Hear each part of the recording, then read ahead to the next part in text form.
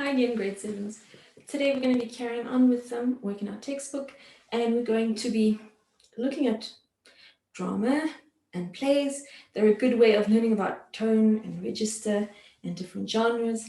And we're going to be starting off by looking at some of the origins of drama today, and then there'll be a few activities for you guys to do. Again, work neatly, do things properly first time around so that you can stick this work into your book so you won't have to redo it or fix anything later on. All right, just spend a little bit of extra time, make sure it's done properly, and then you can feel confident and everyone can be happy. Okay. So drama has been used for centuries to communicate, to entertain, to educate people about things. So we're going to think about what some of the early dramas must have been about.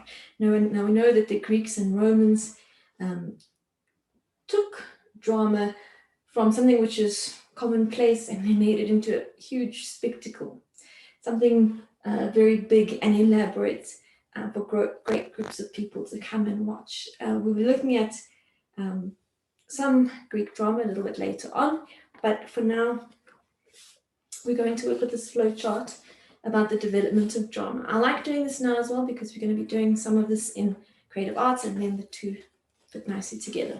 So we're on page 32 of your textbook. I'm going to just read out the information on this flow chart, and then afterwards I'll explain what I need you to do. All right, so you can just read along with your eyes while I'm reading. That should be good. So the first thing, number one, drama probably began when animal and human impersonations were a popular part of communication and entertainment. People used simple props and few words to dramatize stories, to keep their local traditions alive, and to communicate with other communities. So when people wanted to express something that had happened, to remember something, or to make sure that a tradition or an idea or story gets passed down, they would use simple dramas, perhaps around the fire, perhaps at the cave mouth. They would, for example, to celebrate a great hunt after a long drought. Then people might take some props like a branch or decorate their face with some clay, or use certain props that they find around in nature to show. Maybe they might mime using a bow and arrow to shoot big prey. So the early drama were simple stories, perhaps a battle that was won between two rival communities or something like that, to express, to entertain, and to keep traditions alive. Then, early forms of drama, I'm reading the second part, were part of religious rituals and worship. The ancient Egyptians used masks, music, movement, poetry, and mime during their religious ceremonies. And some communities have continued these early traditions. So, yes, drama went perhaps from storytelling. I went on a hunt, or I went to another kingdom or to another place, and this is what I saw, and this is what I did, to having more of a spiritual or religious significance, using stories to tell creation myths, or to tell stories of why things are the way they are, or to explain certain things in nature.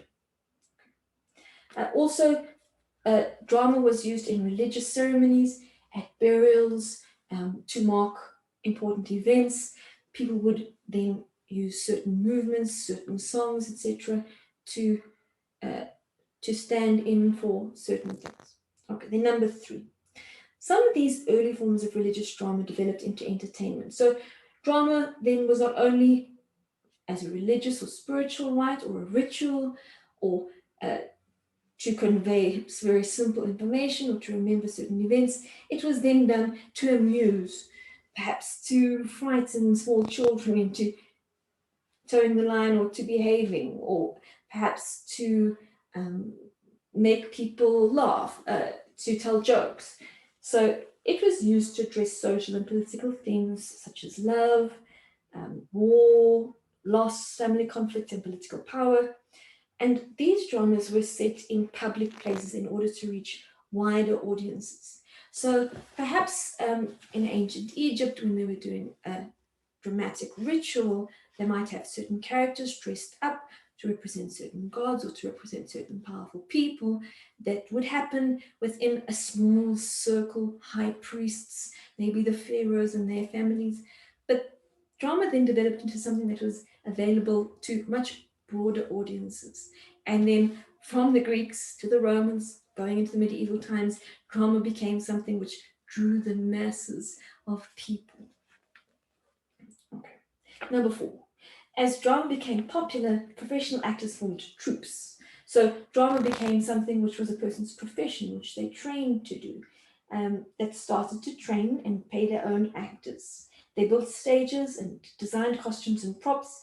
So we're talking about the Dark Ages now, particularly in Europe, where people would train from a young age to do gymnastic movements, to use their voice, to throw their voice, to juggle, and then they would move from place to place, build a stage, and then put on productions for people to view. Dramatic festivals and competitions became part of daily living. So then big festivals would be held in different communities and people would show off their talents. And number 5, today with modern technology, drama is able to reach and entertain audiences in many ways. So I want to discourage you from having this idea, oh, drama, what's drama for drama people? No, every time you watch television, every time you watch a series or a show, or think of your favorite movie, that's what I'm talking about. That's the drama. Regardless of whether it's being filmed on an iPhone or filmed by Steven Spielberg or done on a stage, small stage, school stage, or done on Broadway, drama is drama. It's about human emotions and human stories. We can enjoy drama on the radio, televisions, in cinemas, on the streets, and in theatres. All right, so drama is a part of our lives. Good. Now, on page 33, after you've read this perhaps slowly again in your own words, and so that you can hear your own voice in your head and not Miss T's voice, then I want you to answer the questions on page 33. Okay. So you're going to answer in full sentences. I want detailed, elaborate answers. Maybe in grade 6 we were a little bit lenient with you if you're writing shorter responses, but what we're looking for now is I want to see that you're thinking deeply. I want to see you practicing answering your questions. When you get to an exam or a test, or you're writing an entrance test into a university, or you're writing a piece of writing to impress an editor at the newspaper, whatever you're doing, it's no good to try and write well in those stressful situations. When you're writing a thesis, when you are trying to write a proposal for work, that's too late. You want to start honing your craft, perfecting your craft now. The practice happens when you're answering these questions. So you start by answering these simple questions, thinking deeply about them, writing in a bit more detail, you elaborating a bit more, until you become so confident in your writing ability, your ability to put words to your thoughts, that in any situation you feel confident, capable, and you can actually put your ideas forward. So even though these are simple, easy questions, I want you to still try and write your answers in a way that's clear, easy to understand, that shows that maybe you've put a little bit more thought into your responses. Okay. There's no mark allocation here. I don't want you to worry about mark allocation, but if possible, if you answer a question, you have an interesting or a deep thought or a question or a philosophical argument, or you want to debate something, or something pops into your mind that you remember, you don't have to be quiet about it. You can write it down. Okay, so even if you've written an answer to something, don't think, my thoughts are very deep, but what I write is very shallow. Don't be like that. We want to know that you're a deep thinker. We want to know that you're creative and imaginative and that you think a lot. You all do. So now we're going to practice putting those words down. After you've answered those, I think they're simple questions, then I'm going to ask you to please make a little note in your book. This is going to be a little note. I want you to take it down because it's one of those things that it's important to take note of, and also I'll ask you to refer to it later. So you can draw like a little outline, cloud or something in your book. Take a nice, you can use a colored pen or a Koki or whatever, write in a fancy font, key features of note taking. Make it look nice, use different colors. you're more entertained if you make it look good. You feel good when you open your book. So start right from the very beginning, making your book look nice. When you open it, you should be like, this is nice, makes me feel good. So your favorite colors. You're going to put these points. These are the key features of note taking. We're going to practice this as well this year, so that when you get to high school and when you get to university, college, even at work, that you feel confident taking short, brief notes to summarize what's going on. So these are the features of note taking. You're going to use headings to divide things into categories or groups. You're going to identify main ideas and then some supporting ideas to give more detail.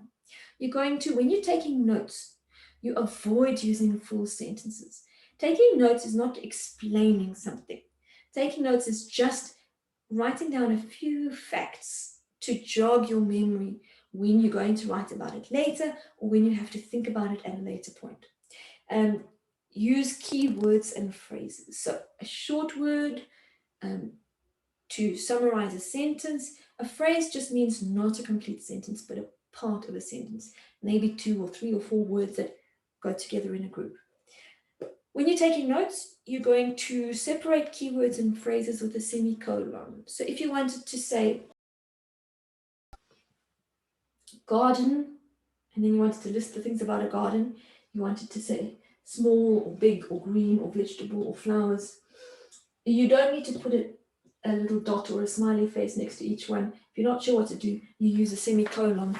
A semicolon, it looks like that. So you'll say red, then semicolon, blue, semicolon. It's not, the reason we don't use a comma when we're listing keywords is because they're not always a list of things that are connected to each other. They might just be different ideas that you're writing under a certain topic.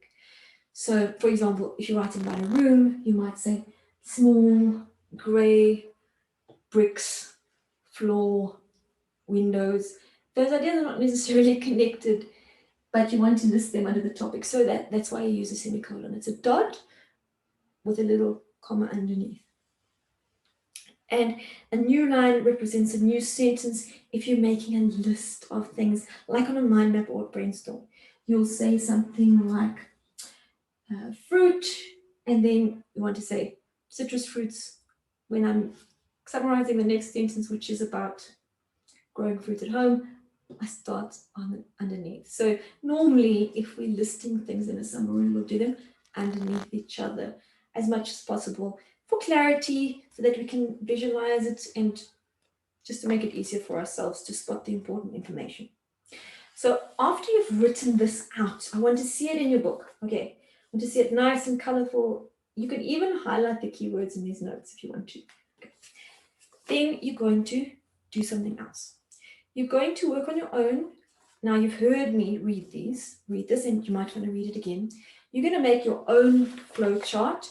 So their flow chart goes left to right. They did this to save space in the textbook, but I don't want you to go left to right. You're not going to fit everything nicely onto your page. I want you to go from the top to the bottom like this one. So you're going to take your page and you're going to divide it into 1, 2, 3, 4, 5. So you can measure, you can count the lines or use a ruler, and you'll have one row, another row, a third row, a fourth row, and a fifth row. Between each of the rows, you can draw, they've done it like this, a little arrow on the side to save space. Can you see 1 and 2 is connected by an arrow, 2 and 3. They just did that to save space. You can do the same if you want to. So if you want to copy this outline, you can. Or if you want to use a pencil to draw your line across and then just draw a little arrow, or maybe you want to draw a fancy arrow to show that one idea goes into another. Okay. So you're just going to have some ideas. In the margin over here, see the red line that goes down your page? I want you to number like they have.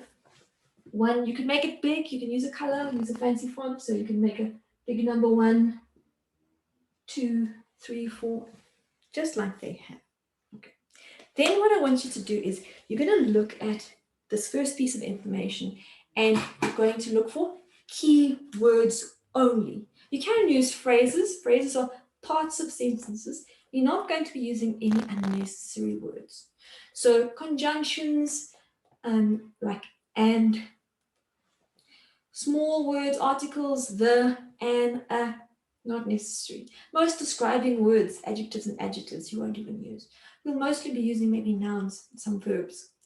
You're going to be looking for keywords for each sentence, and then you're going to be writing it over here. They ask you to use a heading, and then underneath put some of the information. So if you have a look at the bottom here in this light gray rectangle, they've done the first one for you. I prefer that you don't use this one, make up your own, but to show you. They think that the very first section of information, or the first paragraph, is about the origins of drama. Or you could say, as a heading, the beginnings of drama, or how drama started, or drama at first. Some headings so that you know what this is mainly about. So a heading, so you're going to write your own heading here for this paragraph, okay? The very beginning, or the very earliest drama, something like that. Then over here, underneath, you can use a pencil if you're feeling unsure, insecure, or you can use a colored pen if you want it to look nice. You're going to summarize. So the first sentence says, drama probably began when animal and human impersonations were a popular form of communication and entertainment. So your heading maybe for the paragraph will be the beginning of drama. And then the first sentence, you might say something like animal human impersonations, or began with impersonations, or something along those lines, something simple. And then you look at the next sentence. See, the next sentence says, people use simple props and few words to dramatize stories to keep their local traditions alive. So you'll summarize that by saying something like, kept traditions alive, or traditions, and or maybe used few words and props. So again, you'll divide it into rows, one for each of these. So you're going to basically be doing this on a page. I would suggest you start on a fresh new page so that you don't need to worry about measuring. And you're going to put it there, and then you're going to, instead of writing, please don't write everything that you see here. You're going to summarize it in the shortest possible way. So each sentence in each section, you're going to write a keyword or two or three, or a short phrase, so that if you only read the keywords or the phrases, you would get a picture of the development of drama. Okay, so do it nice and neatly in your book. Okay, don't panic if it's not perfect, but I would like to see that it's at least laid out like this, flow diagram, one going into the other, and that you've used only keywords and phrases, and that you've got the information not from somewhere else, but you've taken this and you've managed to take out the keywords and summarize. Okay, give it your best go. I know it's a lot, and I know it's a bit confusing not being in class where we can have a back and forth and ask each other, but you're going to do just fine.